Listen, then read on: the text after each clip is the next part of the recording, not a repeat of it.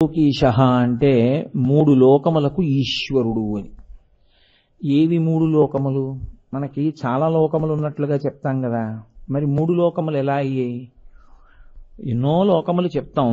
భూమి, భూమిపైన సూర్యలోకం, చంద్రలోకం, నక్షత్రలోకం, ఆ తర్వాత ఇంకా సప్తర్షిలోకం, ధ్రువమండలం, ఇలా ఎన్నో ఉన్నాయి. ఇంకా పైన గ్రహాలు, ధ్రువమండలానికి కింద ఈ సూర్యమండలం, చంద్రమండలం, నక్షత్రమండలం దాటిన తర్వాత ఉండేటటువంటివి బుధుడు, అంగారకుడు, చంద్రుడు, ఇలాంటి గ్రహాలతో కూడినటువంటివి ఇన్ని లోకాలు ఉన్నాయి కదా. మరి త్రిలోకేశః ఎలా అయింది? మూడు లోకములకే ఆయన ఈశ్వరుడు అని ఎందుకు అనవలసి వచ్చింది అంటే, మధ్య ఉన్నటువంటి భూమిని ఆధారం చేసుకుని మాట్లాడుతున్నారు. మనం శివాష్టోత్తరం చెప్తున్నది ఒక మనుష్యుడిగా ఈ భూమండలం మీద నిలబడి కదూ. అందుకని ఈ భూమికి పైన ఉన్న లోకాలన్నీ పైలోకాలు. భూమి మనం ఉండి చెప్తున్న లోకం, దీని కింద ఉన్న లోకాలన్నీ అధోలోకాలు. కాబట్టి అధోలోకాలు, ఊర్ధ్వలోకాలు, మధ్యలో ఉన్నటువంటిది భూలోకం. ఈ మూడు లోకములకు కూడా ఆయన ఈశ్వరుడు. అంటే ఆయనే ప్రభుత్వమును కలిగినటువంటి వాడు. ఆయన ఎలా చెప్తే అలా నడుస్తుంది. ఈశ్వర శబ్దము నామమాత్రావశిష్టమైనటువంటి అధికారము కలిగినటువంటి వాడు కాదు. ఆయనే పరిపాలిస్తున్నాడు అని చెప్పినప్పటికీ ఆయనకి నిజంగా అధికారం లేని వాళ్ళు కొంతమంది ఉంటారు. నిజంగా ఆయనకి ఏం అధికారం ఉండదు, ఆయన చేసే పరిపాలన ఉండదు, ఎవరో పరిపాలిస్తుంటారు, ఈయన పరిపాలకుడు అని చెప్పబడుతూ ఉంటాడు. అలా ఉన్నటువంటి అధికారం కాదు, ఆయన యథార్థమైన పరిపాలన చేస్తున్నవాడు. ఆయనే పరిపాలన చేస్తాడు. పరిపాలన అన్న మాట వచ్చినప్పుడు మీరు ఒకటి జ్ఞాపకం పెట్టుకోవాల్సి ఉంటుంది. నియతి అని ఒక మాట ఉంటుంది. కొన్ని నియమములను, కొన్ని కట్టుబాట్లను ఆయన ఏర్పాటు చేయవలసి ఉంటుంది. ఇవి పాటించిన వాళ్ళెవరో వాళ్ళు ఇంతకన్నా గొప్ప పరిస్థితిని చేరుకుంటారు. ఎవరు నా శాసనమును ధిక్కరిస్తారో వాళ్ళకు ఒక శిక్ష కూడా ఉండాలి కదూ. లేకపోతే ప్రభుత్వం అన్న మాటకు అర్థం ఏమిటండి? ఇంకా ప్రభుత్వము, పరిపాలన అన్న మాటకు అర్థం ఏంటంటే ఎప్పుడూ మీకు గ్రంథాలయాలు పెట్టడం, ఎప్పుడూ మీకు రోడ్లు వేయించడం, ఎప్పుడూ మీకు పాఠశాలలు పెట్టడం, ఎప్పుడూ మీకు మంచినీళ్ళు అందించడం, ఇది కాదు. సంక్షేమాన్ని చూడడంతో పాటు ఇవి ఎవరికి అందిస్తారు? నిజాయితీగా పన్నులు కట్టి ప్రభుత్వం మాట విని ప్రభుత్వం ఎలా చెప్పిందో అలా ప్రవర్తించే వాళ్ళందరూ ప్రభుత్వం ఇచ్చే సౌకర్యాలు వాడుకుంటూ సంతోషంగా గడుపుతారు. ప్రభుత్వం మాటని తిరస్కరించి ప్రభుత్వం చెప్పినట్టు నడుచుకోకుండా తన ఇష్టం వచ్చినట్టు తాను నడుచుకుంటానన్నవాడిని ప్రభుత్వం ఏం చేయాలి?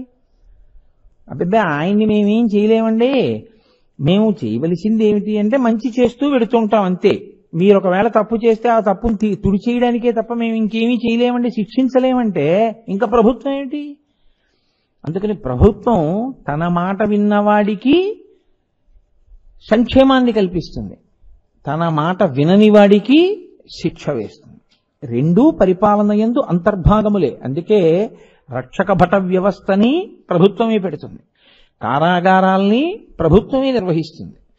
అవి ఎందుకండి అని అడగకూడదు, అవి ఉన్నాయి కాబట్టి ప్రభుత్వం మాట వినని వాళ్ళని అందులో పెడితే విన్నవాళ్ళు సంతోషంగా బతకగలుగుతారు కదండి. కాబట్టి ప్రభుత్వము రెండూ చేస్తూ ఉండాలి, రెండూ చేస్తూ ఉండాలి. ఈ రెండూ చేస్తూ ఉండడమే కాకుండా ప్రభుత్వము ఎప్పుడూ పరాకుగా గమనిస్తూ ఉండాలి కదా. తప్పు చేసేసిన తర్వాత కారాగారంలో పడాయి, తప్పు చేయకుండా ఉంటే ఉపకారం చేసేయి అని కూర్చున్నాడు అనుకోండి. ఇప్పుడు పరిపాలన ఏమిటి? అసలు తప్పు జరిగే అవకాశం ఏమైనా ఉందా? అటువంటి పద్ధతిలో ఎవరైనా ప్రవర్తించే అవకాశం ఉందా? గూఢచర్యము అంటారు. కనిపెట్టి ఉండేటటువంటి శక్తి కలిగిన వాడై ఉంటుంది ప్రభుత్వం. ఈశ్వరుడు కూడా మూడు లోకముల యందు అటువంటి అధికారమును పొంది ఉంటాడు. ఇప్పుడు మూడన్న మాటని మీరు ఎలా అర్థం చేసుకోవాల్సి ఉంటుందంటే, సమస్త లోకముల యందు ఆయనకు అటువంటి అధికారం ఉంటుంది. ఇప్పుడు అటువంటి అధికారం ఉంది అన్నప్పుడు మీరు ఒకటి చాలా జాగ్రత్తగా గమనించవలసి ఉంటుంది. నియతిని ఆయన ఎలా ఏర్పాటు చేస్తాడు? ప్రధానంగా ఇది ఊర్ధ్వలోకాలు, అధోలోకాల గురించి కాసేపు పక్కన పెట్టండి. మనం ఎవరి గురించి మాట్లాడవలసి ఉంటుందంటే ఎక్కువగా మన గురించే మాట్లాడవలసి ఉంటుంది.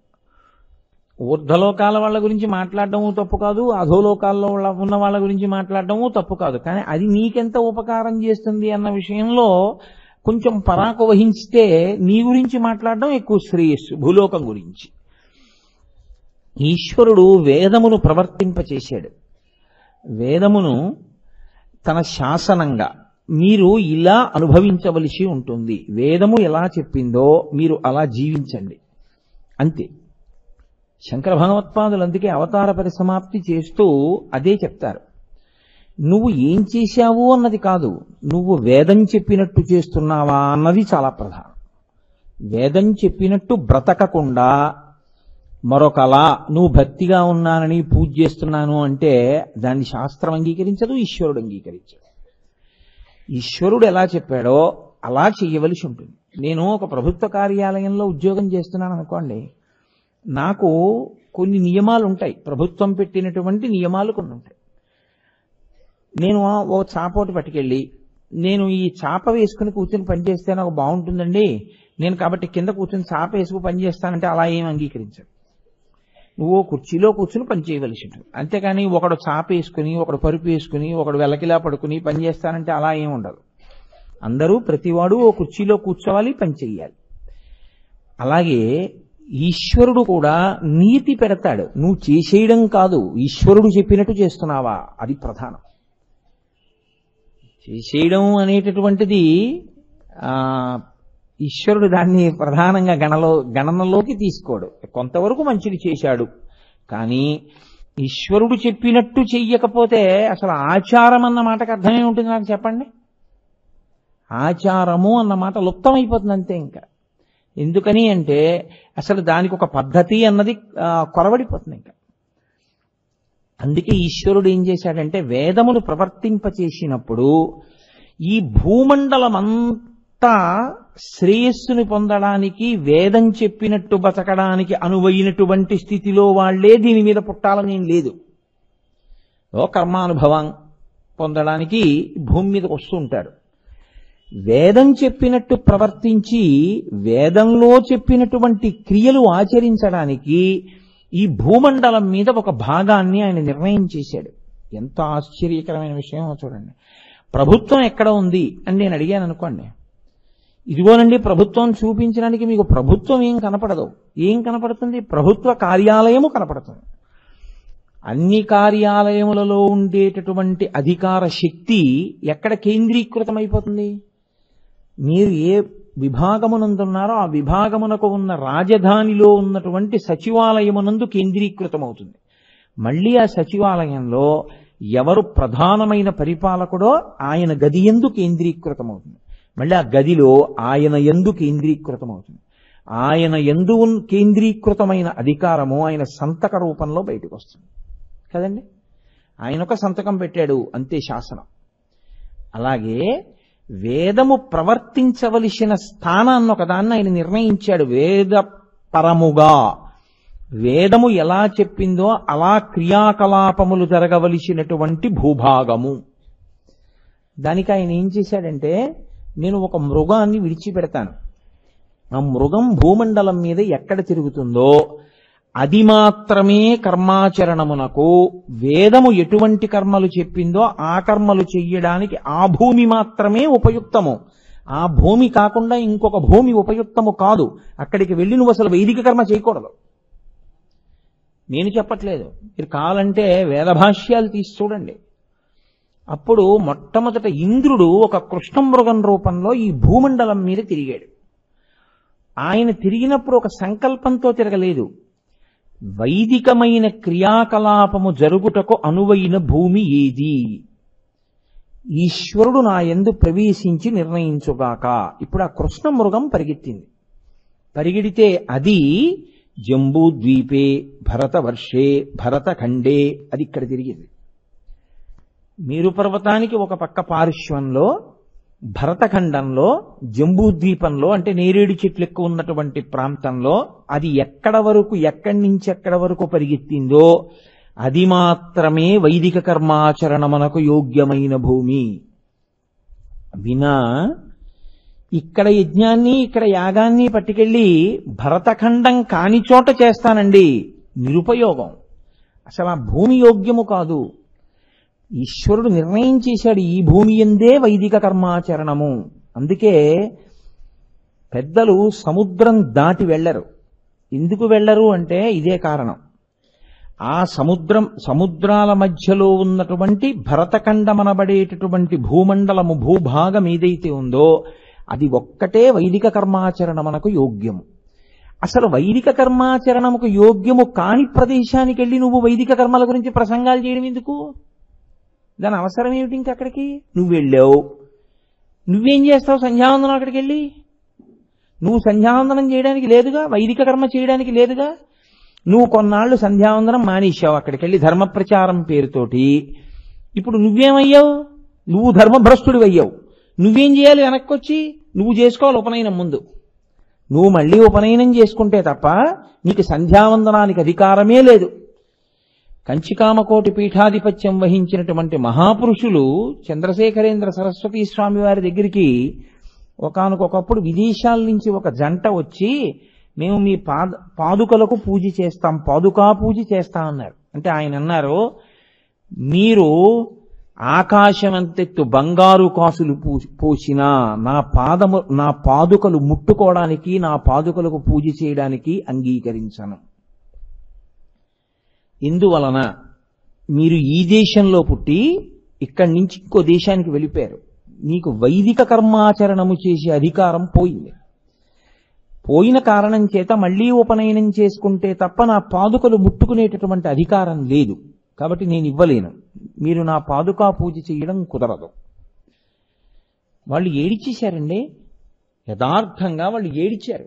మేము ఈ దేశం వచ్చిందే మీ పాదుకా పూజ చేయడానికి.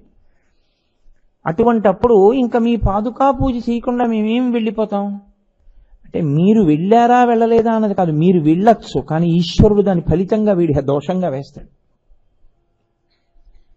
అంటే వైదికమైన సంపత్తి నశించిపోతుంది. కాబట్టి ఇప్పుడు పరమాచార్య స్వామి అన్నారు, ఒక పని చేయండి, మీరు చెయ్యకండి, ఇంత ఏడుస్తున్నారుగా, మీ పిల్ల ఇక్కడ పుట్టి విదేశాలు వెళ్ళలేదు. మీ పిల్ల, మీరు ఇద్దరూ అక్కడ ఉండగా మీకు పిల్ల పుట్టింది. మీరు ఆ పిల్లని తీసుకుని భారతదేశం వచ్చారు. దాని చేతిలో ఏముంది పాపం? అది కడుపులో ఉండగా మీరు వెళ్ళిపోయారు, అది అక్కడ పుట్టింది. ఇప్పుడు అది స్వదేశానికి తిరిగి వచ్చింది తప్ప స్వదేశం నుంచి విదేశానికి వెళ్ళలేదు అది. కాబట్టి దానికి ఉంది కర్మాచరణకి యోగ్యత. కాబట్టి అది దాని చిన్ని చిన్ని చేతులతో అది వేస్తుంది పాదుకలకి పూలు. మీరు మాత్రం నా పాదుకలకి వేయకండి, మీ పిల్ల చెయ్యి మీరు పట్టుకోండి అంతే అన్నారు. చూడండి ధర్మం అంటే ఎలా ఉంటుందో. అందుకే పరమాచార్య స్వామి ధర్మాకృతి అయ్యారు. అందుకే అప్పటి నుంచి ఇప్పటికీ సముద్రం దాటి వెళ్ళడానికి పెద్దలు అంగీకరించారు. అందుకే ఇది కారణం. కాబట్టి జంబూ ద్వీపే ఆయన ఒక నిర్ణయం చేశాడు. ఇక్కడ పుట్టాలి అంటే దానికి ఒక అదృష్టం ఉండాలి గత జన్మలలో. ఇక్కడ పుట్టి సనాతన ధర్మంలో ఉండగలగాలి అంటే దానికో కొంత అదృష్టం ఉండాలి. ఉండి నమ్మకం ఒకటి కలగాలి అంటే దానికో కొంత పుణ్యం ఉండాలి. కలిగినది యథార్థంగా ఆచరణ యందు చూపించాలి అంటే దానికి మెండు విశ్వాసం ఉండాలి. దేనికన్నా నాకు ఇదే గొప్ప అన్న విశ్వాసం నీకు ఉండాలి. ఉంటే నువ్వు ఇక్కడ పుట్టి, ఇందులో పుట్టి ఇటువంటి ఆచరణ చేయగలుగుతున్నందుకు నీకింతకన్నా ఈశ్వరుడు ఇంకొక అవకాశం ఇవ్వక్కర్లేదు, చాలు, నా జన్మ పండిపోయింది అనుకుంటావు. ఇది పరిపాలన. ఆయన దీన్ని అడ్డు పెట్టి ఏం చెప్పాడో తెలుసా అండి? ఇలా ఈ మండలంలో పుట్టినటువంటి వాళ్ళకి నేను ఒక గొప్ప అవకాశాన్ని కల్పిస్తున్నాను. అది ఇక్కడ పుట్టడం అంటే మీ చేతిలో లేదు, ఈశ్వర కృప చేత పుడతారు.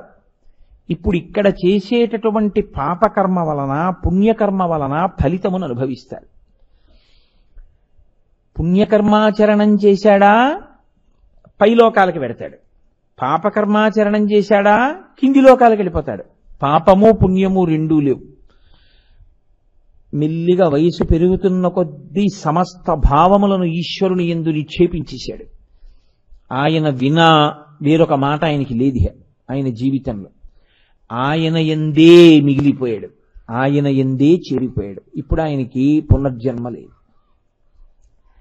కాబట్టి ఇప్పుడు ఈ భూమి మీద నుంచి ఆయన ఇక్కడ పుట్టిన వాళ్ళకి ఆయన ఇచ్చేటటువంటి శక్తి ఏమిటో తెలుసా అండి? ప్రభుత్వాన్ని నడిపించేవాడిగా. మీరేం చేస్తూ ఉంటారు ఇక్కడ చూస్తుంటాడు. అంటే మీరు ఆలోచించండి, జీవయాత్రలో ఎన్ని కోట్ల కోట్ల కోట్ల కోట్ల జన్మల తర్వాత బహుశా మీరు ఇక్కడ ఇలా జన్మించే అవకాశం కలిగి ఉంటుంది. ఇటువంటి అవకాశం పొందడం ఒకెత్తు, పొందిన అవకాశం యొక్క గొప్పతనాన్ని తెలుసుకుని దాన్ని నిలబెట్టుకోగలిగినటువంటి సత్తా కలిగి ఉండడం ఒకెత్తు. ఈశ్వరుడు నోరిచ్చాడు, నువ్వు రామనామం చెప్పద్దు. ఈశ్వరుడు వైదిక కర్మాచరణం చేసే అధికారం ఇచ్చాడు, ఎలా చేయమన్నాడో అలా నువ్వు చెయ్యొద్దు. అలా నువ్వు చెయ్యగలిగితే ఆనాడు నువ్వు ఈశ్వరుడి కృపకి పాత్రుడవుతావు. అలా నువ్వు పాత్రుడు అవుతున్నావు అన్న విషయాన్ని లెక్క కట్టుకునేటప్పుడు నీకేం ఖాతా పుస్తకాలు తీసుకొచ్చి చూపించరు. ఇదిగోనండి అని రోజు పట్టుకొచ్చి నీకెవరూ చూపించరు. మరి ఎవరు రాస్తుంటారు ఈ జీవుల ఖాతాలన్నీ? ఆయనే అంతర్యామిగా ఇక్కడే ఉండి సమస్తాన్ని ఆయన రాసుకుంటూ ఉంటాడు. సమస్తం ఆయనకి తెలుసు. నువ్వు మనసుతో ఏం చేస్తున్నావో, మనసుతో ఏం ఆలోచిస్తున్నావో ప్రతి విషయాన్ని ఆయన పసిగట్టగలడు. పసిగట్టి వ్రాసుకుంటాడు. అది ప్రభుత్వము, ఈశత్వము, అధికారము అన్న మాటకి అర్థం అక్కడ వస్తుంది. అందుకని ఆయన ఏమవుతాడంటే అనేకమైన పేర్లతో ఈ భూమండలం మీద వ్యవహరింపబడుతుంటాడు పరమశివుడు. అందుకే రుద్రం అష్టమానువాకం జీవం దానికి. నమ సోమాయ చ రుద్రాయ చ నమస్తామ్రాయ చ అరుణాయ చ నమ శంగాయ చ పశుపతయే చ నమ ఉగ్రాయ చ భీమాయ చ నమో అగ్రే వధాయ చ దూరే వధాయ చ నమో హంత్రే చ హనీయసే చ నమో వృక్షేభ్యో అంటూ ఉగ్రాయ చ భీమాయ చ అని రెండు పేర్లతో పిలుస్తుంది. ఉగ్రంగా ఉన్నాడు అంటే మీకేమిటి దాని అర్థం? చాలా కోపంగా ఉన్నాడు అని, అంతే. మీరు అందులో ఏమీ దాన్ని పెద్ద సమర్థించేసే ప్రయత్నం ఏమీ చెయ్యక్కర్లేదు. వేదం అలా చెప్పింది. నమ ఉగ్రాయచ, ఆయన కోపంగా ఉన్నవాడే.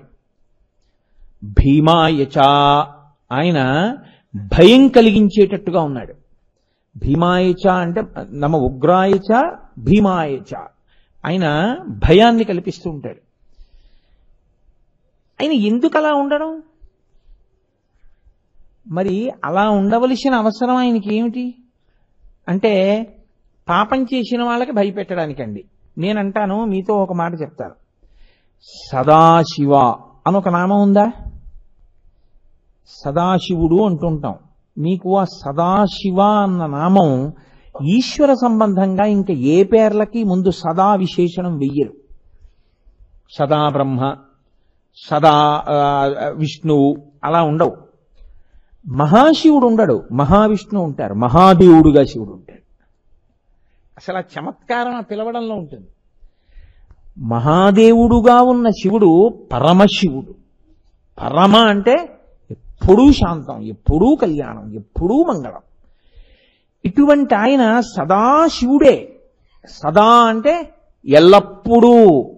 ఒకప్పుడు శివుడిగా ఉండి ఒకప్పుడు ఉగ్రమూర్తిగా, భీమమూర్తిగా ఉండేవాడు కాడాయన.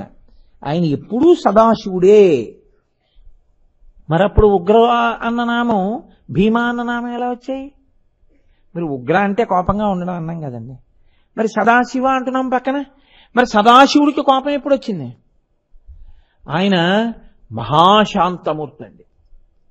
ఆయనకి ఉగ్రుడు అనో పేరుందండి అన్నాను అనుకోండి, ఎలా పొంతన కుదురుతుందండి రెండింటికి? ఆయన ఎప్పుడూ శాంతమూర్తి, ఆయనకి అసలు కోపమే రాదు. అమ్మో, ఆయనకి కోపం వచ్చినప్పుడు చూడాలి ఆయన్ని. ఒకప్పుడు వచ్చినప్పుడు ఎలా ఉన్నాడో తెలుసా అండి? అసలు చూడలేమైందన్నారు. ఇప్పుడు ఏది నిజం? ఆయన ఎప్పుడూ శాంతమూర్తా, అప్పుడప్పుడు కోపం వస్తూ ఉంటుందా? అప్పుడప్పుడు కోపం వచ్చి అప్పుడప్పుడు శాంతంగా ఉండడం, అప్పుడప్పుడు ఒక చోట ఉపద్రవం సృష్టించి ఒక చోట ప్రశాంతంగా ఉండడం ఉంటూ ఉంటుంది లోకంలో. ఎందుకనంటే ఈ భూమండలం మీదే ఒక చోట భూకంపం వస్తుంది, ఒక చోట వేలపట్టణ వర్షాలు పడి అందరూ పండగ చేసుకుని సంతోషంగా ఉంటారు, అది ఉంటుంది. అప్పుడు ఒక చోట ప్రకంపన వచ్చింది, ఒక చోట ప్రశాంతంగా ఉంది తప్ప అంతటా ప్రశాంతంగా మాత్రం లేదు కదా. సదా శివుడు అంటే ఎప్పుడూ మంగళంగా ఉన్నవాడు, ఎప్పుడూ ప్రశాంతంగా ఉన్నవాడు. మరి ఎప్పుడూ మంగళంగా ఉన్నవాడు, ఎప్పుడూ ప్రశాంతంగా ఉన్నవాడు సదాశివుడు ఎప్పుడయ్యాడు? సదాశివుడు ఉగ్రుడు ఎప్పుడయ్యాడు? కాదు. అసలు మీకు ఆశ్చర్యకరమైన విషయం ఏమిటో తెలుసా అండి? ఒక్క సదాశివ నామానికి మాత్రం వేదం ఏం చేసిందంటే దాని చివరికి తీసుకెళ్లి ఓం కలిపింది. అన్న నాదం కలుస్తుంది. మనకంటే ఇప్పుడు అన్ని పిచ్చి పిచ్చి పేర్లు, ఆంధ్రదేశం అలా తయారైపోయింది అనుకోండి. ఇప్పటికీ ద్రవిడ దేశంలో సదాశివం అన్న పేరు చాలా ఎక్కువ పెట్టుకుంటారు. సదాశివం అన్న పేరు మీకు చాలా ఎక్కువగా కనపడుతుంది. అది సదాశివ అని వదలరు. సదాశివం, సదాశివోం ప్రణవాన్ని కలిపింది వేదం. ఎక్కడ కలిపింది? ఈశాన సర్వ విద్యానాం ఈశ్వర సర్వభూతానాం బ్రహ్మాధిపతిర్బ్రహ్మణోధిపతిర్బ్రహ్మ శివో మే అస్తు సదాశివోం అది. అస్తు సదాశివ అని వదిలిపెట్టలేదు. అస్తు సదాశివోం, సదాశివ ఓం అని. ఏమిటది? అలా ఎందుకు సదాశివ దగ్గరే ఎందుకు అనాలి?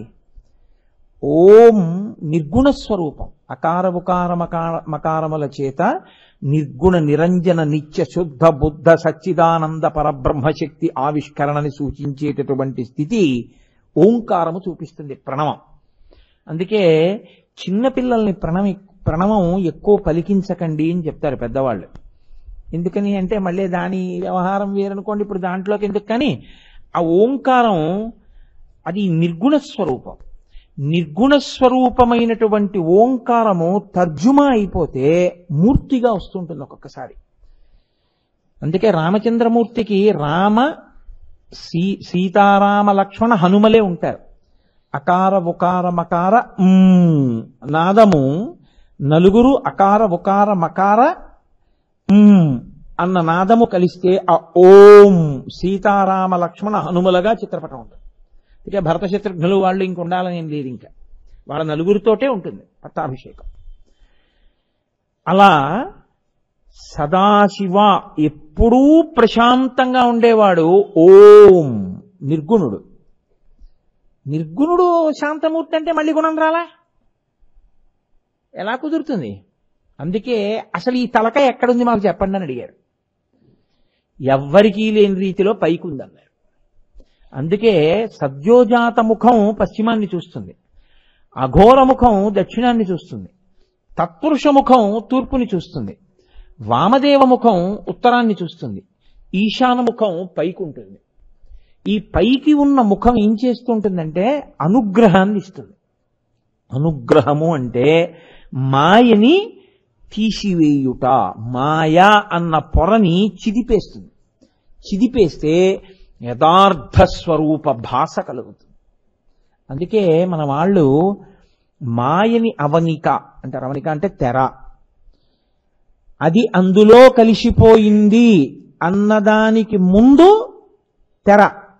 తెర పట్టారు అంటే అది ఇంకా దీనిది కాదు అని గుర్తు. మీరు చూడండి, పెళ్లిలో తెర పడతారు. తెర పట్టినంత సేపు ఆడపిల్ల తల్లిదండ్రుల దగ్గరే ఉంటుంది. కన్యాదానం చేసేసి తెర దింపేశారు, పెళ్లి కొడుకు పెళ్లి కూతురు ఒక పీట మీదకి వచ్చేస్తారు. ఇంకా క్షణం నుంచి ఆయన ఆవిడిది, వాళ్ళిద్దరు ఒక పీట మీదకి వస్తారు. తల్లిదండ్రులు ఏమవుతారు? కాసేపు పక్కన కూర్చొని చేయించి వాళ్ళు లేచిపోతారు. ఇంకా వాళ్ళిద్దరూ బ్రహ్మముడి వేసుకుని వాళ్లే హోమం అవి మొదలు పెట్టేస్తారు. అంటే అప్పటి వరకు ఇద్దరేమో, ఇక ఆ తర్వాత వాళ్ళిద్దరు కారు ఒకరే. కాబట్టి ఎప్పుడూ వాళ్ళ మధ్యలోకి వెళ్ళవద్దు. తెరపట్టి తెర దించేస్తుంటారు ఒకటైపోయేటటువంటి స్థితిలో. అది ఆ మాయా అన్న అవనికని ఆయన ఎత్తాడనుకోండి, తిరోధానమూర్తి అంటారు. ఆ మాయని తీసేస్తాడు. అనుగ్రహమూర్తి. ఆ అనుగ్రహమూర్తి అయితే సదాశివోం నిర్గుణ నిరంజనమైనటువంటి పరబ్రహ్మమునందు ఐక్యం చేసేస్తాడు. అలా కలపగలిగినటువంటి స్థితి మోక్షప్రదాత. అప్పుడు మోక్షం ఇచ్చాడు అని గుర్తు. అది ఊర్ధ్వముఖమై ఉంటుంది. ఇప్పుడు ఆ ముఖానికి సదాశివుడు అని పేరు. అందుకని సదాశివోం. ఆయన ఎవరు? ఈశాన సర్వ విద్యానాం ఈశ్వర సర్వభూతానాం. ఆయన ఒకరికి ఇద్దరికి కొంతమందికి కాదు, ఈశ్వర సర్వభూతానాం, సమస్త భూతములకు అంటే సమస్త ప్రాణులకు ఆయనే ప్రభువు. సర్వ విద్యానాం, ఈ లోకంలో ఎన్ని విద్యలు ఉన్నాయని నువ్వు అనుకుంటున్నావో అన్ని విద్యలకు ఆయనే అధిపతి. సమస్త శబ్దములకు ఆయన ఢమరుకే కారణం. సమస్త నృత్యములకు, సమస్త నాట్యములకు ఆయనే కారణం. అన్ని ధ్వనులకు ఆయనే కారణం. అన్ని శబ్దములకు ఆయనే కారణం. ధ్వని అంటే అర్థం లేనిది, శబ్దము అంటే అర్థం ఉన్నది. కాబట్టి ఇన్ని ఎక్కడి నుంచి వచ్చాయి? ఆయనలోంచే వచ్చాయి. కాబట్టి ఈశాన సర్వ విద్యానాం ఈశ్వర సర్వభూతానాం బ్రహ్మాధిపతి. ఈ సృష్టి మరి బ్రహ్మగారు కదా చేశారు. సృష్టి చెయ్యమని బ్రహ్మని సృష్టి చేసింది ఆయనే. ఇది ప్రభుత్వం అన్న మాటకు అర్థం. త్రిలోకాధిపతి అన్న మాటకి మీరు ఎట్నుంచి తీసుకుంటే వస్తుందో దాన్ని తేలిగ్గా మీకు అందించే ప్రయత్నం చేస్తున్నాను. ఇప్పుడు బ్రహ్మను ఎవరు సృష్టించారు? ఆయనే. అందుకే ఆయన గౌరవం ఇస్తారు. ఇంత సృష్టి ఆయన వలన జరిగింది కాబట్టి ఆయన తలకాయ పడిపోతుంది కాలంలో ఒకప్పుడు. అయ్యయ్యో పాపం ఆయన తలకాయ కూడా అలా శ్మశానంలో పడిపోవలసిందే, నక్కల కొరకవలసిందే కాదు.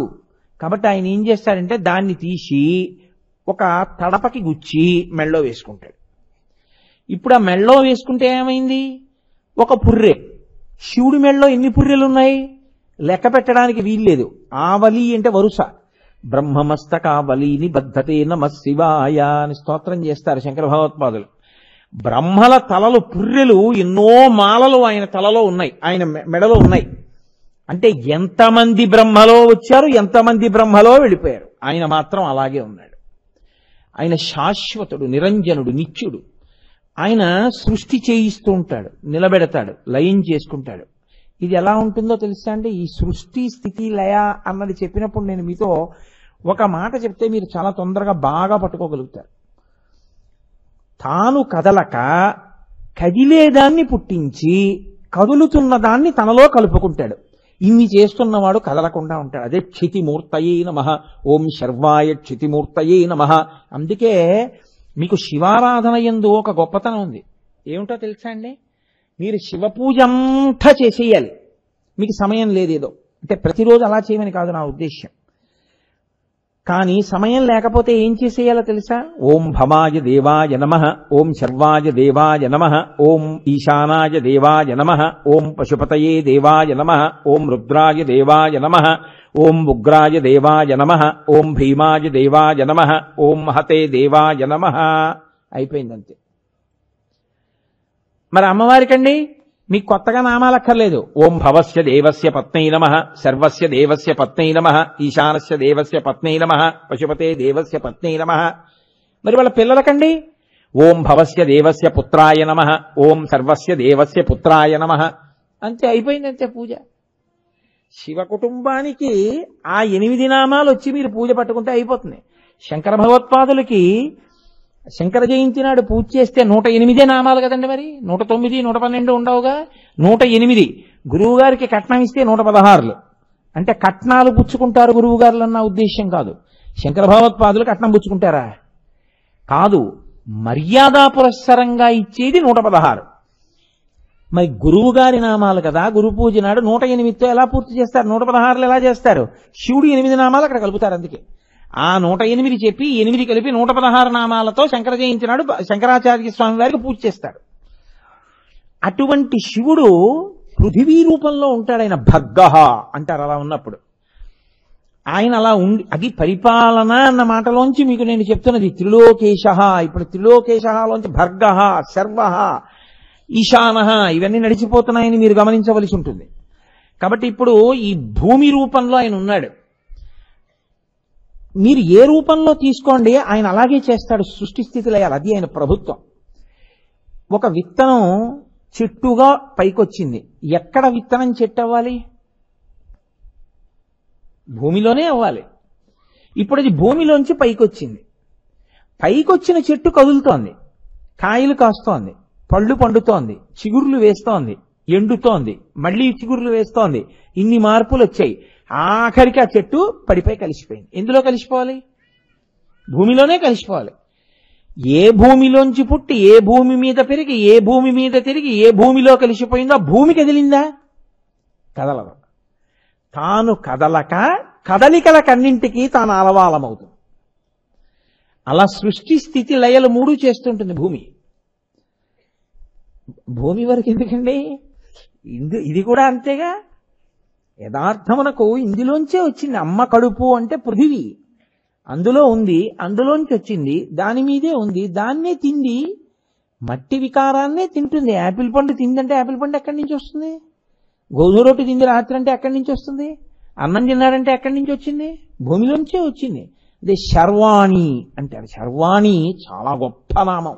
భూ సంబంధమైన సమస్త ఐశ్వర్యమునకు ఆవిడ కారణం.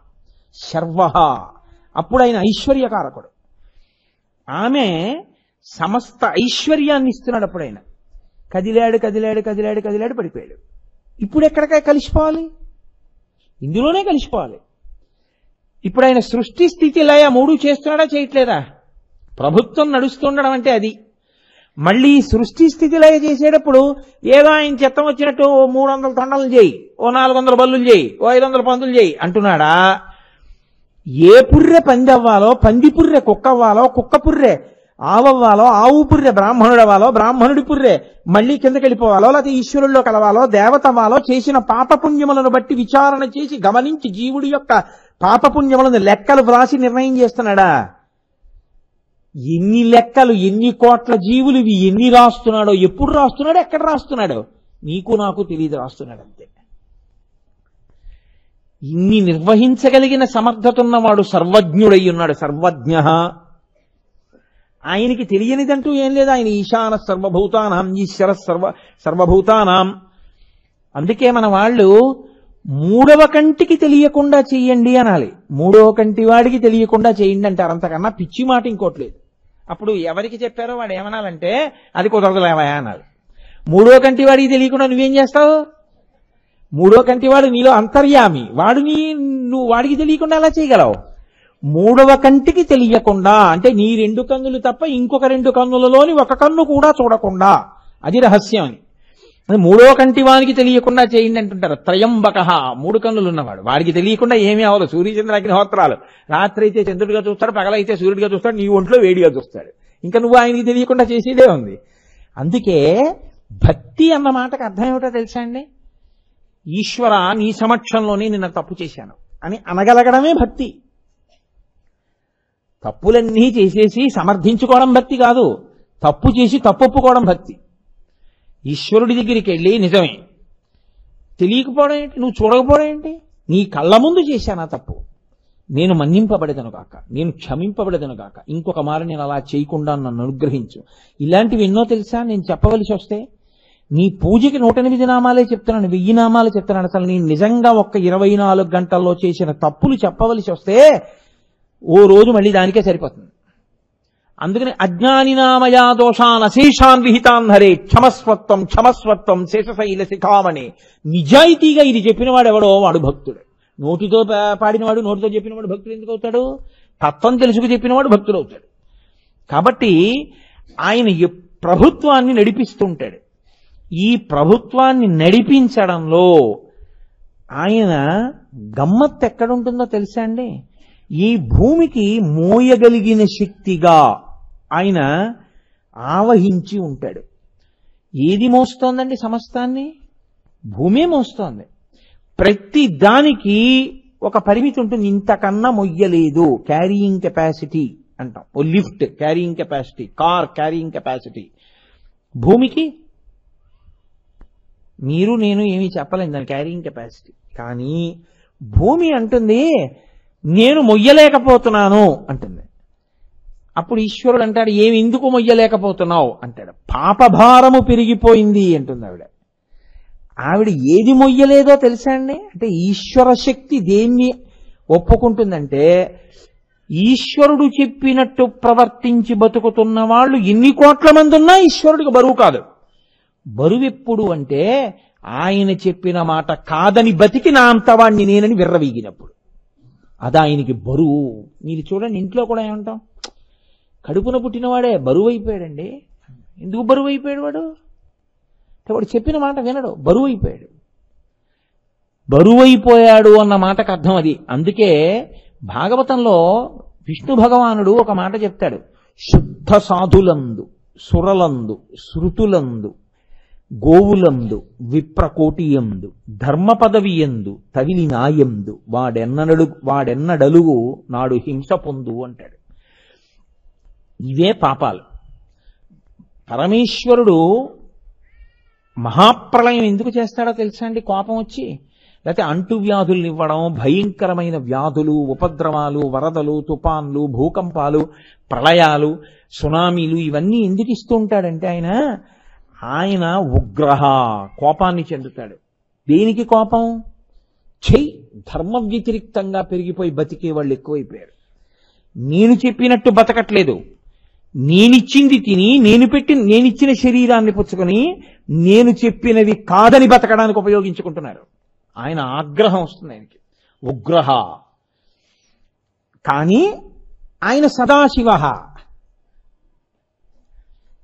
ఎలాగండి పొంతన? ఆయన ఎప్పుడూ సదాశివుడైతే మరి ఉగ్రుడు ఎందుకు అయ్యాడు? మీరు బాగా పట్టుకోవాల్సిందండి. ఇది అర్థం కాకపోతే మీరు ఎన్నాళ్ళు ఆ మంత్రం చెప్తున్నా ఈశానతర విజ్ఞానాన్ని ఈశ్వరతర భూతానామని మంత్రపుష్పం దగ్గరికి వచ్చేటప్పటికే పువ్వు పట్టుకుని చేతిలో నించుంటాం. మొట్టమొదటి హెచ్చరిక వేస్తారు మంత్రపుష్పానికి, నాణ్యపంథాయ నాయ విద్యతే. నువ్వు ఈశ్వరుడిలో కలవాలనుకుంటే ఇది వినా మార్గము లేదు, ఇది తెలుసుకో. ఇంకొకటి ఉందని అనుకుంటున్నావేమో, ఇంకేం లేదు, ఇదే మార్గం. ఏమిటా మార్గం? సదాశివోం, ఆయన సదాశివుడిని తెలుసుకో. ఆయన సదాశివుడే ఉగ్రుడిని మళ్ళీ వేదం చెప్తోంది రుద్రంలో. ఉగ్రుడిగా సదాశివుడు, భీముడిగా సదాశివుడు. ఎలాగో తెలుసా అండి? మీరు కొంచెం జాగ్రత్తగా పట్టుకోండి. అనేకమైనటువంటి చేసిన పాపములున్నాయి. ఇప్పుడు ఈ పాపములు పోతే కదూ మీరు అసలు విడుదల పొందడం అన్నది వస్తుంది. ఆ పాపాలు పోతే కదూ ఈశ్వరుడి దగ్గరికి వెళ్ళడం అన్నది, ఈశ్వరుణ్ణి చేరుకోవడానికి మార్గం ఏర్పడడం అన్నది.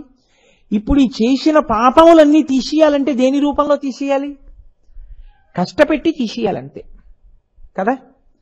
ఏదో ఒక కష్టాన్ని ఇచ్చి ఆ కష్టం రూపంలో తీసేయాలి. ఇప్పుడు ఆయన మీకు కష్టాన్ని ఇచ్చి కష్టం ఇచ్చిన రూపంలో మీ పాపాన్ని అలా తీసేసి మిమ్మల్ని బాగా దగ్గరికి తీసుకున్నవాడు సదాశివుడు ఎందుకు కాలేదు? ఆయన సదాశివుడిగానే ఉన్నాడు, మంగళప్రదుడిగానే ఉన్నాడు. మంగళప్రదుడిగా ఆయన ఏం చేస్తున్నాడు? మీ పాపాన్ని తీసేస్తున్నాడు. కష్టం ఇచ్చి ఉగ్రహ, కోపంతో మీకు శిక్ష వేసిన వాళ్ళ కనపడి ఆ శిక్ష రూపంలో మీ పాపాన్ని తీసేస్తున్నాడు. ఇప్పుడు ఆ పాపం పోతే, అందుకే పెద్దలు కష్టం వస్తే సంతోషిస్తారు. అమ్మయ్యా, కుంతీదేవి అయితే భారతంలో ఉంది, కృష్ణ నాకెప్పుడూ కష్టాలే, దానివల్ల 2 ఫలితాలు వస్తాయి. కృష్ణుడు నవ్వి అన్నాడు, ఏమొస్తాయన్నాడు. ఒకటి, ఎప్పుడూ నీ నామము స్మరిస్తాను. సుఖాలే ఉన్నాయనుకో, నీవెవడకు కావాలి? అక్కర్లేదు, నా అంతవాణ్ణి నేనని తిరుగుతాడు. కష్టాలుంటే ఎప్పుడు ఆయన్ని నమ్ముకుని ఆయన నామం చెప్తుంటాడు. 2, నీ నామం కష్టంలో బాగా చెప్తే ఏమవుతుంది? పూనికతో ఇంత కష్టం ఇచ్చినా పాపం నా కాళ్ళే పట్టుకున్నాడు, నువ్వు వస్తావు, నీ దర్శనం అవుతుంది. కాబట్టి కష్టము వలన నిన్ను చేరడం తేలిక, నాకు కష్టాలే ఇయ్యంది కుంతి. కాబట్టి ఇప్పుడు ఉగ్రహగా ఉన్నవాడు సదాశివుడు కాకుండా ఎలా పోయాడు నాకు చెప్పండి? మిమ్మల్ని అనుగ్రహిస్తున్నాడండి కదూ. మీ పాపం అక్కడతో పోయింది కదా, మీ తప్పు అక్కడతో పోయింది కదా. కన్న తండ్రి కడుపులో పెట్టుకున్నట్టు పెట్టుకుంటాడు తెలుసా అండి. మీ అబ్బాయే చిన్నతనంలో చాలా పెద్ద తప్పు ఒకటి చేశాడు. అతను చెయ్యరాని తప్పే చేశాడు. ఏదో పిల్లాడు కదా, తెలుసున్న వాళ్ళ పిల్లాడు కదా అని చెప్పి నాన్నగారు ఏదో ఆ బ్యాంకుకి వెళ్ళారు. నాన్నగారు వెళ్ళారు, అందరూ తెలుసున్న వాళ్ళు కనపడి ఏమంటే వచ్చారా అని మాట్లాడుతున్నారు.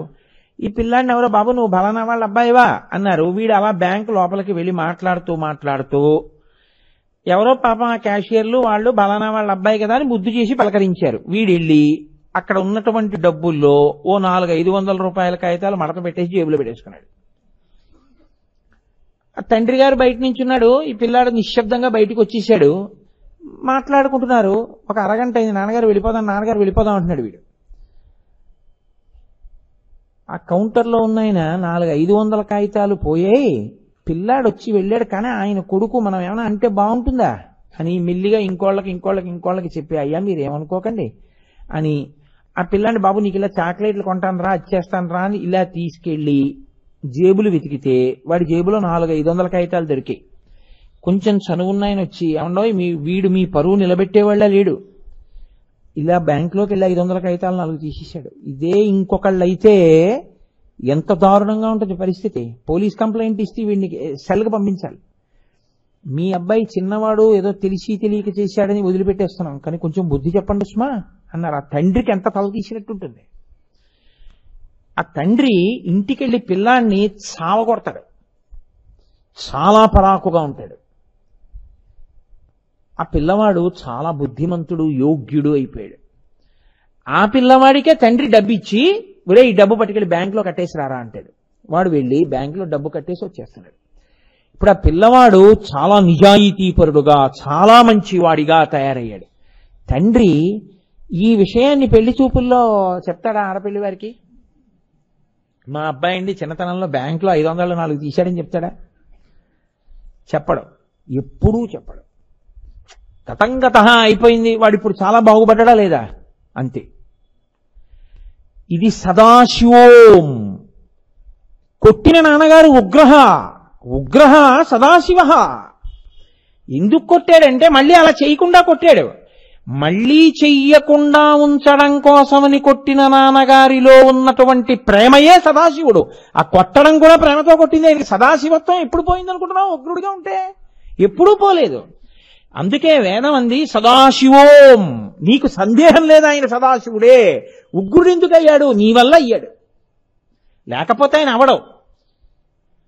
మరి ఏమండి భక్తుడి విషయంలో ఏమవుతాడు? మోక్షం అన్నది ఎప్పుడో కదండి ఇస్తారు, ఏదో ఆఖరిని ఇంకా మోక్షం. మరి దానికి ముందు ఉగ్రహ కింద ఆయన ఏమిటి? మరి భక్తుడికి ఏమిటి ఉగ్రహ? భక్తుడికి వచ్చే ఉపద్రవాలకి ఉగ్రహ. భక్తుణ్ణి ఆయన్ని నమ్ముకుని ఉన్నాడండి, ఆయన పాపమునకు ఫలితము ఇవ్వడం కోసమని చెప్పేసి ఆయనకి ఒక గొప్ప అంటువ్యాధి రావాలి అని పట్టబోతోంది అనుకోండి, హోం అంటాడు ఆయన. నన్ను నమ్మి ఉన్నాడు, ఆయన జోలికా పెడతావు 4 తుమ్ములతో విడిచిపెట్టే అంతే. 4 తుమ్ములు తుమ్ముతాడు, వదిలేస్తాడంతే. ఇప్పుడు ఆయన భక్తుడి విషయంలో భక్తుడికి వచ్చేటటువంటి రోగములకు బాధలకు మీద కోపిస్తేవాడు. ఇది పరిపాలన అంటే. మన కోపం అంటే పనికిమాలిన కోపం ఒకటే మనకి తెలుసు. ఆయన ఆ ఉగ్రహ అని నిలబడితే ఏకకాలమునందు సదాశివోం, కోపము లేనివాడు, కోపమున్నవాడు. అందుకే కదా మహిమ్నా స్తోత్రంలో పుష్పదంతుడు నమో నిధిష్టాయ ప్రియదవదవిష్టాయ చ నమో నమ క్షోధిష్టాయ స్మరహర మహిష్టాయ చ నమో నమో వర్షిష్టాయ త్రినయన అవిష్టాయ చ నమో నమ సర్వస్మైతే తదిగమిది సర్వాయ నమ. దూరంగా ఉన్నవాడివి నువ్వే, దగ్గరగా ఉన్నవాడివి నువ్వే, తల పండిపోయిన వాడివి నువ్వే, అత్యంత కుర్రాడివి నువ్వే. ఎక్కడ ద్వంద్వములున్నాయో అక్కడ ఈశ్వరుడు ఉంటాడు, ఎక్కడ ఊహకందని స్థితి ఉందో అక్కడ ఈశ్వరుడు ఉంటాడు. మీకు దాన్ని పట్టుకోవడం చేతనైందనుకోండి, అది మీ నడవడి మీద ప్రభావాన్ని చూపిస్తుంది. అప్పుడు ఏమవుతుందో తెలుసా అండి? పరిశీలన యందు మీకు ఒక గొప్ప సత్యం ద్యోతకమవుతుంది. నేను మీకు ఒకటి చెప్తాను చూడండి. నేను చూస్తూ ఉంటాను, వెంకటాచలంలో కొండ మీద ఆస్థాన మంటపము అని ఒకటి ఉంది. ఆ ఆస్థాన మంటపంలో హరికథ అవి చెప్తుంటారు.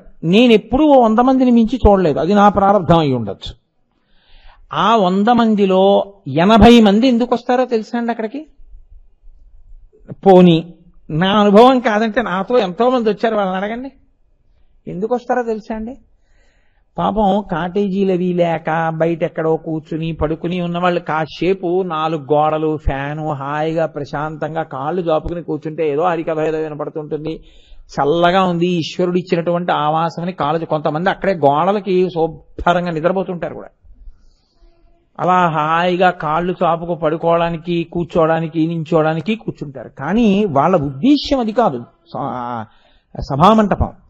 అక్కడికి వచ్చి కూర్చుని అందరూ ఆ కార్యక్రమాన్ని విని అవతరించి సంతోషించి వెళ్ళాలి అని. కానీ ఇలా వాడుకున్నా వచ్చి లేపేయలేరు కదా, దాన్ని అలా వాడేసుకుంటుంటారు అంతే. ఒక్కొక్కసారి అలా ఈశ్వర తత్వంలో ఉన్న గొప్పతనం ఏమిటో తెలుసా అండి? అమ్మయ్యా సుఖంగా ఉంది, ఇక్కడ హాయిగా ఉంది అనుకున్నాడు అనుకోండి, వాడు ఎందుకు లేచి వెళ్ళిపోతాడండి? వాడు లేచి వెళ్ళిపోతే మళ్ళీ బయట ఎక్కడ రోడ్డు మీద కూర్చోవాలి. బాగుంది కదా, వాడికి కార్యక్రమంతో పని ఉంది, ఇంకా కూర్చుంటాడు, కూర్చుని హాయిగా గోడకి జాగ్రత్త నిద్రపోతుంటాడు. 8:30, 9 అయిపోతుంది, కార్యక్రమాలన్నీ అయిపోయి హారతి కూడా ఇచ్చేసారు, వీడు ఒకడే ఉన్నాడు. అప్పుడు ఏం చేస్తారు? తలుపులు వేసే ముందు రే నాయన లే, బయటికి వెళ్ళి ఇంకా అయిపోయే కార్యక్రమాలను పడుకున్నావు సార్లే వెళ్ళంటారు. అప్పుడు వీడు బయటికి వెళ్ళిపోతాడు. మీరు జాగ్రత్తగా ఆలోచించండి, ఈశ్వరుడు అన్ని సుఖములే ఇచ్చాడు అనుకోండి, చాలా బాగుంది. అసలు మనం ఏమైనా పాపం చేస్తే, మనం ఏమైనా తప్పు చేస్తే మనకి శిక్ష ఉంటుందని మనం అసలు ఎప్పుడు తెలిసి వస్తుంది నాకు చెప్పండి? ఈశ్వరుడు కరుణామయుడు, దయాళువు, ఎవరినీ ఏమీ చేయడు, బాధ పెట్టడు. మీ పాపాలన్నీ ఆయన పుచ్చేసుకుంటాడు, అందుకని మీకేం బెంగలేదు. మీరు ఏ పాపమైనా చేసేసేయండి, ఈశ్వరుడు మిమ్మల్ని రక్షించడం తప్ప ఆయన మిమ్మల్ని ఏ శిక్ష వెయ్యడు అని నేను మీకు చెప్పాను అనుకోండి, ప్రబోధం. అది మీకేమైనా పనికొస్తుందా? మీ ప్రవర్తన మీద నాకు చెప్పండి. మీ మార్పుకి అది కారణం ఏమైనా అవుతుందా? ఒక్కనాటికి అవ్వదు. ఇంకెందుకండి, వాడు ఏ తప్పు చేసినా వాళ్ళ నాన్నగారు చూసుకుంటారులే అన్నట్టు ఉంటుంది. కాదయా, నువ్వేం చేస్తున్నావో రాసుకుంటూ ఉంటాడు, శిక్ష వేస్తాడన్నాను అనుకోండి. ఇప్పుడు మీకో కష్టం వస్తే మీకో పరాకు వస్తుంది. ఓ తప్పు చేశాను, కష్టం వచ్చింది, ఇప్పుడు ఈ కష్టం ఇంత బాధగా ఉంటే తప్పు ఎందుకు చేయడం? కాబట్టి మనం ఇక చెయ్యొద్దు తప్పులు, అసలు మనం వాటి జోలికి వెళ్ళదు. మనం మంచిగా ఉందాం, ఈశ్వరుడు మన పట్ల కారుణ్యమూర్తి అవుతాడు. మీ నడవడి దిద్దడానికి ఉగ్రహ నామం కారణమవుతుంది.